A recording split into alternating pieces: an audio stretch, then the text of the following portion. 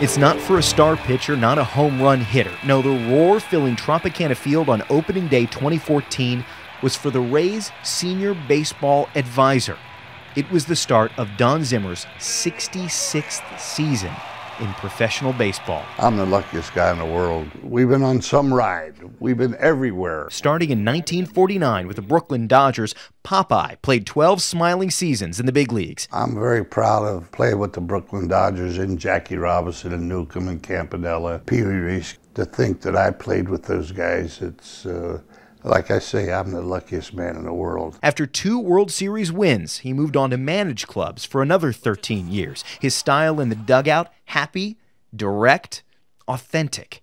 Zim stunned the sports world, taking the underdog Cubs all the way to the playoffs. Writers named him the National League's Manager of the Year. And that night, I would say that was my biggest thrill because of the team that it was. He later coached with other teams, sharpening the skills of stars and winning 4 World Series with the Yankees. Zimmer loved helping players get the most out of themselves. There's more to this game than just catching a ground ball and hitting a ground ball or hitting a base hit. It's how you want to work your life and how you want to live. In 2004, he joined the Rays as a coach, mentor, and public face for the team. And I said, where's this job? I've been looking for this job all my life. They made it pretty nice for me. Zimmer wore the uniforms of 14 different teams as a player or coach. Through all that time, with all those teams, the town he truly called home was St. Petersburg.